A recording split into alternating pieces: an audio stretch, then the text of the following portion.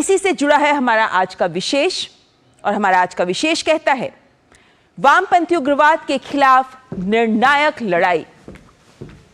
वामपंथी उग्रवाद जो कई राज्यों में फैला है और इन सभी राज्यों में साथ साथ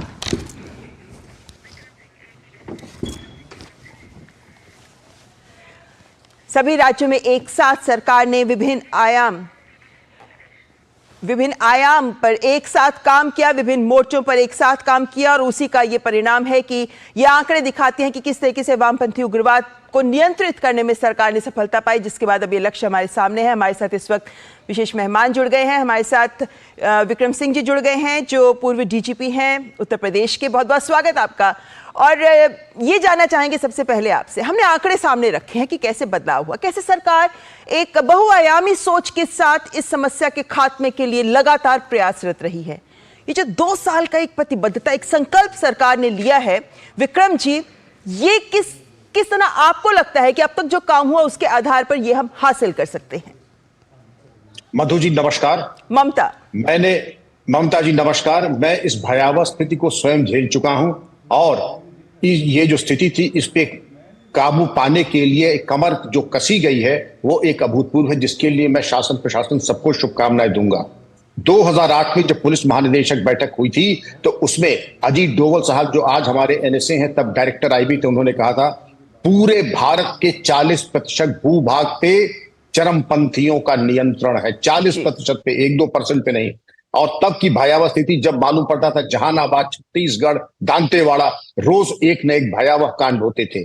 आज 2 साल का जो 0 टॉलरेंस की लिमिट है कि 2 साल में सफाया कर देंगे, ऐसा कभी भी शुद्ध संकल्प नहीं आया था और ये भीष्म प्रतिज्ञा पूरी होती दिखाई पड़ रही है। पूरी होती कैसे दिखाई पड़ रही है? आपने स्वयं कहा 2004 से लेकर 2014, 14 से लेकर 23 तक जो गिरावट सिक्योरिटी फोर्सेस की मौतों में, जनता के लोगों की मौतों में, और जिस तरीके से सुरक्षा बल की जो मौतें थे उनमें गिरावट आई है, और 1-2% नहीं 50% से ऊपर इसमें गिरावट आई है, वो अत्यंत संतोष का विषय है। इसके अलावा जो टेक्नोलॉजी का उच्चीकरण किया है, आपने बताया फोर्टिफाइड पुलिस स्टेशन, आपने बताया हथियारों की खरीद, आपने बताया सिक्योरिटी रिलेटेड एक्सपेंडिचर के ऊपर दूना खर्चा अब किया जा रहा है, दूना बजट हो गया है 9 साल के अंतर्गत। और यही नहीं, अनुग्रह धनराशि 5 से 20 और 20 से आज 40 लाख कर दी गई है। यह स्पष्ट इंगित करता है कि शासन प्रशासन ने बिल्कुल संकल्प ले लिया है। दूसरा जो बड़ी चीज जो आपकी कामयाबी का एक द्योतक है, एरिया डोमिनेशन। एरिया डोमिनेशन आपने सीआरपीएफ, हमारी पैरामिलिट्री फोर्सेस, जिन्होंने जो अप्रतिम जो त्याग होता है और जो शहादत होती है उसको देने के बाद भी वो चूके नहीं, और उन्होंने आज 195 नए शिविर स्थापित किए, 44 और उस खराब स्थिति में, उस खराब टेरेन में ये शिविर लगे हुए हैं जहां पर कि आवागमन भी संभव नहीं है। और इन शिविरों के कारण विक्रम जी 2014 में जब सरकार आई, सरकार ने कई महत्वपूर्ण पहल की, और ये जो सोच थी कि हमें सुरक्षा बलों को उनके शिविर वहां लगाने पड़ेंगे जहां पे, ताकि नक्सलियों का खात्मा किया जा सके। 2016 में जब मैं इन राज्यों में, इन विभिन्न जगहों पर गई जहां पे नक्सल प्रभावित क्षेत्र थे, विकास का जायजा लेने के लिए, वहां हमने ये देखा कि किस तरीके से गांव की लड़कियां डरती थीं, कि कैसे उन्होंने शव देखे हैं स्कूल जाते हुए, वो शव पर पैर रख के स्कूल जाते थे। छोटे छोटे बच्चों की कहानियां हमने देखी। उसके बाद आज का ये दिन, कहां तक आपको लगता है कि ये बदलाव, ये जो विश्वास एक आम जन में भी आया कि जो विकास के कार्य किए गए, कि ये विश्वास आम जन का, इसके साथ सुरक्षा बलों को जोड़कर सरकार ने जो रणनीति तैयार की, वो कहीं ना कहीं बहुत सार्थक साबित हो रही है? ये आपकी तपस्या फलीभूत हो रही है। ये आसान काम नहीं था। यह सरकार की, शासन की भीष्म प्रतिज्ञा थी जो परमात्मा ने आज उपकृत किया है और पुरस्कृत किया है, क्योंकि आपने स्वयं अप्रत्यक्षदर्शी हैं उस भयावह स्थिति की। क्योंकि आपने मोबाइल टावर लगाए, नक्सलियों ने उसको काट के गिरा दिया। आपने पुल बनाया, सरकार ने पुल को ब्लास्ट करके उड़ा दिया। थाने के थाने उड़ा दिए गए, वीआईपीज की टारगेट हत्या की गई। और जिस तरीके से ये जबरन धन वसूली करना, ठेके पर हत्या कर देना, धन वसूली का ये आलम तक बताते थे। 1500 करोड़ की उगाही तो केवल एक प्रांत में थी, और इतनी सफलता अगर आज प्राप्त हुई है तो उसकी सीक्रेट है एरिया डोमिनेशन। और बिल्कुल जो संकल्प है 0 टॉलरेंस का 2 साल में, क्योंकि ये स्थिति जब मैंने आपको 2008 में बताया था ये मालूम नहीं पड़ता था कभी ये चरमपंथी नियंत्रण में आएंगे भी कि नहीं आएंगे। जहानाबाद जेल एस्केप ले लीजिए, ट्रेन हाईजैक हो रही हैं, दांतेवाड़ा में हमारे जवानों के साथ किस तरीके के निर्मम हत्याकांड किए जा रहे थे। लेकिन आज ये सुखद और सफल अनुभव है। मैं समझता हूं कि प्रत्येक भारतवासी गौरवान्वित है कि शासन प्रशासन ने आज उसका वरद हस्त है।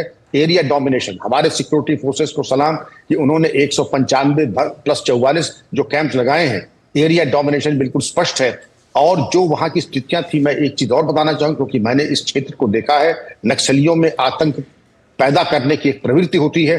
वो कहते थे जो भी पुलिस को सूचना देगा ये हमारी मदद नहीं करेगा, उसको 6 इंच छोटा कर देंगे। 6 इंच छोटा करने का मतलब घड़ासे से गला काट देंगे और फिर उसी के रक्त से लाल क्रांति जिंदाबाद, माओ सेतुंग जिंदाबाद, इस तरीके के बेहूदे नारे उसी के खून से, सिर्फ इसलिए कि जनता में भय और आतंक व्याप्त हो जाए। लेकिन आज ये एक सफल एक अनुभूति हो रही है, एक सफलता की अनुभूति हो रही है, एक आत्मतृप्ति की अनुभूति हो रही है कि शासन प्रशासन पैरामिलिट्री की तपस्या से आज चरमपंथी और लेफ्ट विंग एक्सट्रीमिज्म अपनी अंतिम सांसें गिन रहा है। विक्रम जी, हमने ये भी देखा कि किस तरीके से सरकार ने जो वामपंथी उग्रवाद के साथ जुड़े हुए लोग थे उनके सरेंडर पर भी ध्यान केंद्रित किया। जो लोग इस राह को छोड़ना चाहते थे उनको कई तरीके के इंसेंटिव्स दिए ताकि वो पुलिस के साथ जुड़कर उनकी सहायता करें। जाहिर है कि उनकी जो रणनीति होती है और पुलिस की और ये हमारे सुरक्षा बलों की रणनीति, उसके बीच में एक संबंध होना बहुत जरूरी होता है। आपको कहां तक आपको तो खुद स्वयं अनुभव है इस बात का, लेकिन कौन सी ऐसे विशेष इस तरह की पहल रही हैं जिसके माध्यम से हम आज इस लक्ष्य के बारे में सोच पा रहे हैं कि 2 साल में इनका पूरा खात्मा हो जाए? क्यों ना हो, क्योंकि सरकार की विश्वसनीयता बिल्कुल अपनी शिखर पे है। क्योंकि जो कहा है, जो वादा किया पूरा किया जाएगा, उनके साथ कोई धोखा नहीं होगा। एरिया कमांडर्स जिनके ऊपर 5-5, 10-10 लाख रुपए का पुरस्कार है घोषित, वो अगर आके अपने हथियार के साथ आत्मसमर्पण कर रहे हैं, इसका एक ही निहितार्थ है, एक ही निष्कर्ष है कि उनको पैरामिलिट्री फोर्सेस पर, पुलिस पर, प्रशासन पर पूरा विश्वास है। तभी वो विश्वास करके आत्मसमर्पण कर रहे हैं। एक भी केस ऐसा नहीं है कि आत्मसमर्पण करने कोई चरमपंथी आया हो और उसके साथ विश्वासघात हुआ हो। और ये हमारे सबके लिए ये गौरव का विषय है। और उनके रिहैबिलिटेशन, उनके ऊपर किसी प्रतिशोध की भावना से कोई कार्रवाई का न करना। मैं आपको एक उदाहरण देना चाहूंगा। टेकी मधु कुमार, ये लड़का बीटेक किया था इसने, और इसने 3-4 कारखाने लगाए। एक जगह बैरल ग्रुप, एक जगह बट ग्रुप, एक जगह असेंबली ग्रुप। और ये रॉकेट लॉन्चर्स नक्सलियों के लिए बनाता था। और इसके रॉकेट लॉन्चर्स इतने भयावह और इतने वो केपेबल थे कि उनसे उनकी मारक क्षमता बहुत ही प्रभावशाली थी। लेकिन टेकी मधु कुमार ने न केवल आत्मसमर्पण किया, बल्कि पुलिस ने भी उसके साथ कोई अमानवीय कृत्य नहीं किया। और जब एक रेपुटेशन बन जाती है और एक अवधारणा बन जाती है कि पुलिस धोखा नहीं करेगी, तो एक फिर स्नोबॉलिंग इफेक्ट होता है। एक के बाद एक करके एरिया कमांडर्स आके आत्मसमर्पण कर रहे हैं। जी, हमारे साथ दिलीप त्रिवेदी, डीजी सीआरपीएफ भी हमारे साथ जुड़ गए हैं। दिलीप जी, आप पूर्व डीजी हैं सीआरपीएफ के। और दिलीप जी, जब इन नक्सल प्रभावित क्षेत्र में जाया जाता है और देखा जाता है कि कैसे सीआरपीएफ के कैंप्स कुछ दूरी के ऊपर बने रहते हैं, इन कैंप्स पर हमले भी होते हैं, हमारी सुरक्षा बलों की जान भी जाती है, लेकिन वो जोश, वो जज्बा कम नहीं होता। सीआरपीएफ की जो योगदान रहा है अभी तक वामपंथी उग्रवाद को नियंत्रित करने में केंद्र सरकार की रणनीति के तहत जो योगदान रहा है, वो कितना, किस तरह का, किन मायनों में महत्वपूर्ण रहा है? देखिए, सीआरपीएफ का बहुत ज्यादा योगदान रहा है। जो मेन लीड एजेंसी है उस एरिया में फॉर एंटी नक्सल ऑपरेशंस, वो सीआरपी है और सीआरपीएफ ही रही है। क्योंकि इसका बैकग्राउंड ये अगर आप देखिए तो ये था कि जब ये उग्रवाद यहाँ शुरू हुआ तो बहुत कम रिसोर्स थे लोकल पुलिस के पास उसको डील करने के लिए। वो कर नहीं पाते थे उसको, मतलब उनकी क्षमता नहीं थी। तो उस बैकग्राउंड में सीआरपीएफ इंडक्ट करी गई थी, काफी मात्रा में इंडक्ट करी गई थी। और ग्रेजुअली सीआरपीएफ ने अपने अपने काम से वहां पे इसको काफी कंट्रोल किया है, इस लेफ्ट विंग एक्सट्रीमिज्म को। और आपका कहना सही है कि जो हमारी रणनीति ये थी कि इंटीरियर एरिया में हम लोग जाके वहां पे वो करें और ज्यादा वो बनाएं जो कैंप्स हैं, क्योंकि वहां पे पुलिस स्टेशन नहीं थे, वहां पे एक्सेसिबिलिटी नहीं थी किसी किस्म की। तो हम लोगों को बार बार इंटीरियर एरिया में जाके कैंप्स बनाने पड़े, एक पुलिस प्रेजेंस फील कराना पड़ा कि उस एरिया में पुलिस का प्रेजेंस है। उसमें कई दफे हम लोगों को काफी क्षमता भी हुई। फिर लोकल थाने भी बाद में फोर्टिफाई हुए, लेकिन बेसिकली इंटीरियर एरियाज में घुस के कैंप्स एस्टेब्लिशमेंट करना और वहां पे लोगों को एहसास दिलाना कि एक पुलिस प्रेजेंस है, रूल है, लॉ एंड ऑर्डर की एक एजेंसी है यहाँ पे जो उसको देखेगी, ये सीआरपीएफ का मुख्य काम रहा है, जिसकी वजह से आज ये समस्या मोरलेस काफी बहुत ज्यादा कंट्रोल में आ गई है। जी, सीआरपीएफ के जो कैंप्स होते हैं, आपने खुद ही बताया कि बड़े इंटीरियर्स में जाकर, अंदरूनी इलाकों में जाकर बनाए जाते हैं। बहुत से कैंप्स ऐसे हैं जिनके आसपास जंगल का ही क्षेत्र होता है, जहां पर ये वामपंथी छिपे भी होते हैं। ऐसे में क्या ऐसे चैलेंजेस और चुनौतियां रही जिनसे पार पाने के लिए सीआरपीएफ को स्वयं भी आगे बढ़कर कुछ नई पहल करनी पड़ी?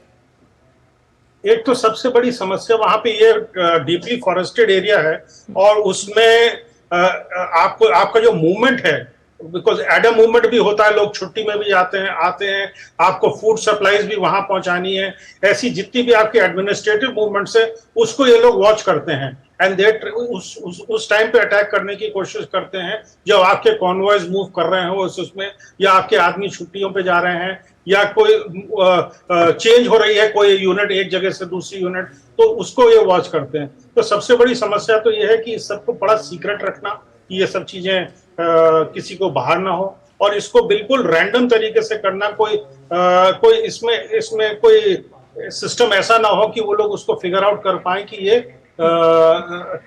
ये होने वाला है। उसको अचानक तौर पे करना, उसको इस तरह से करना, यहाँ तक कि कई दफे हम लोग अपने जवानों को सादे कपड़े में छुट्टी में भेज देते थे प्राइवेट बसेस में, जिससे कि वो ना पता ना लगे नक्सल्स को कि हमारे आदमी मूवमेंट कर रहे हैं। तो इस तरह से आपकी जो मूवमेंट्स हैं उसको कंट्रोल करना।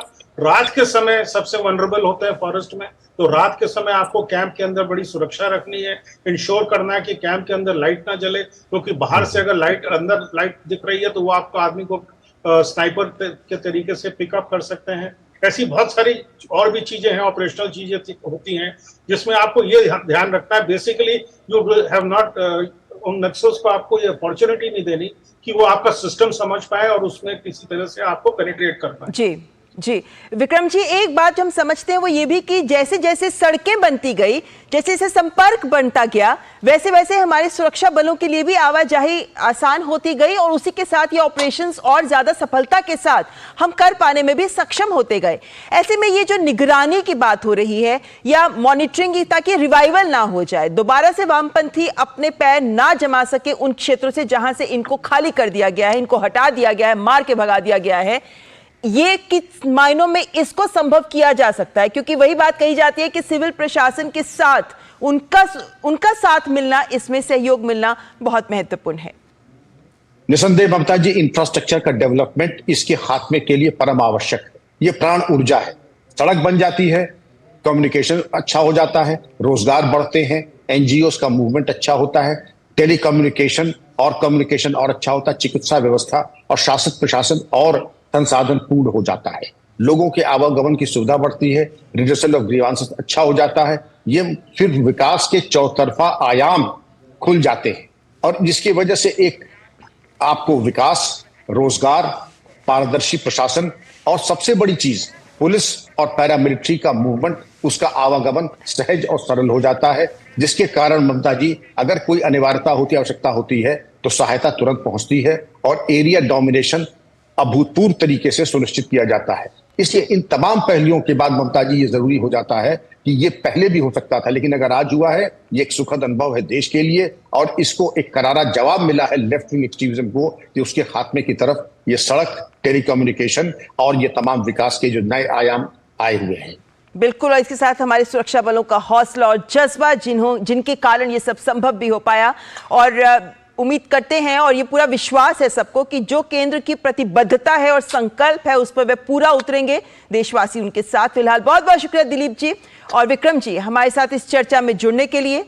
वामपंथी उग्रवाद का खात्मा, जिसके लिए निर्णायक मोड़ पर इस वक्त हैं हम, और 2 साल में इसके खात्मे को लेकर संकल्प ले चुकी है सरकार।